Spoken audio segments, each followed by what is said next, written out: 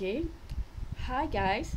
So today we continue with plus minus theorem. Before we go to the plus minus theorem, we see the some fundamental theorems. Okay, so we will start with the linear independent and spanning if added to or removed from a non-empty set of vectors. Okay, let's say this is the vector. Let's see the graph in figure. You can open your reference book. Reference book page, what page is it? Page 223. Okay, so if we see here, figure 4.5.1, the vector outside the plane, can be adjoined to the other two without affecting their linear independence. The second graph, any of the vectors can be removed and the remaining two will still span the plane. So if you remove any vector, you can span the plane. Either of the collinear vectors can be removed and the remaining two will still span on the plane. Alright. Okay, let's see what is theorem 5.5.3 plus minus theorem. Okay, this is called plus minus theorem. Let S be a non-empty set of a vectors in a vector space V.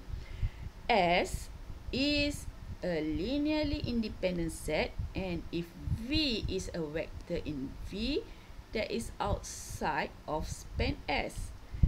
Okay, then the set S union with set V that result by inserting V into S is still linearly independent. If V is a vector in S that is impressible as linear combination of other vectors S, and if S is minus V denotes the set obtained by removing V from S, then S and S minus V span the same space, that is span S equals to span S minus vector set of V. Okay, how we want to apply the plus minus theorem? Let's see these examples. Example 4. Okay, show that P1 equals to 1 minus x square, P2 equals to 2 minus x square, and P3 are linearly independent vectors. So how to show this? Okay, the set P1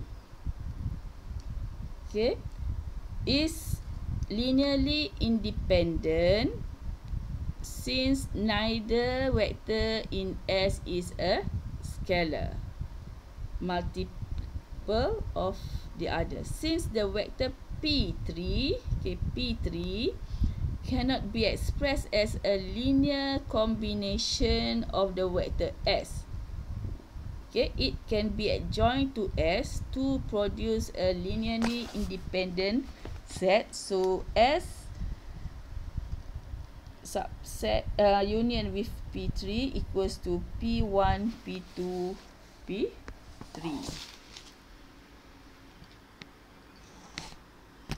So in general, you can show that the set of vectors V1 to Vn is a basis. Okay, firstly show that is the basis. Okay.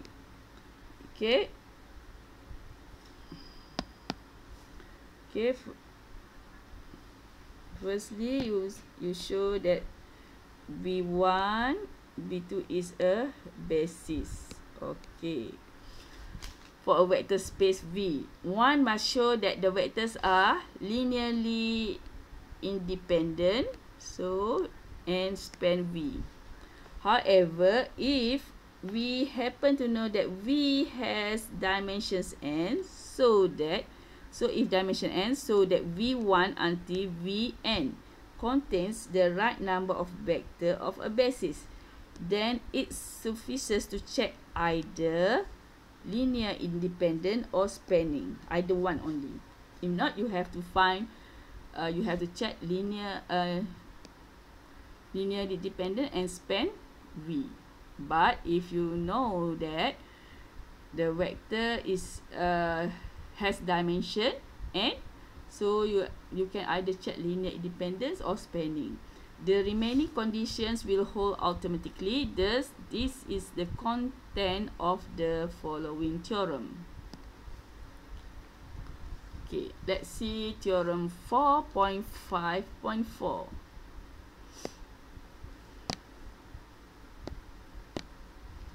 Okay, let V be an n-dimensional vector space and let S be a set in V with exactly n vectors. Then S is a basis for V if and only if S spans V or S is linearly independent. Okay, I let you study by yourself for the proving. So let's see the example 5. Okay, basis for the inspections. Okay.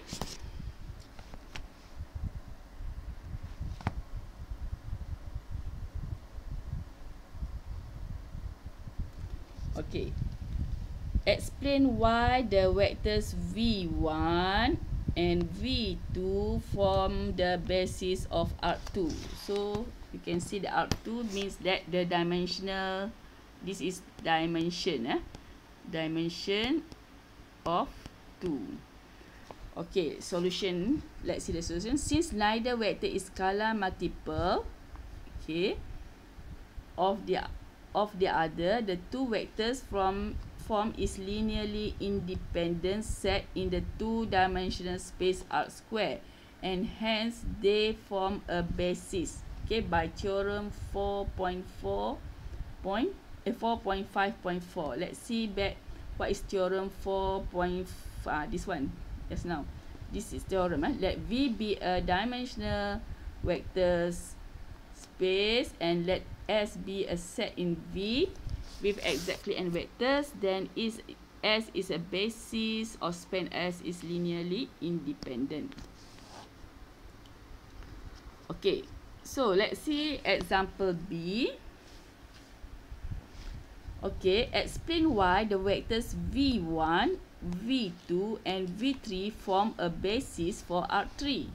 So if you see arc3 here means that dimension is equals to 3.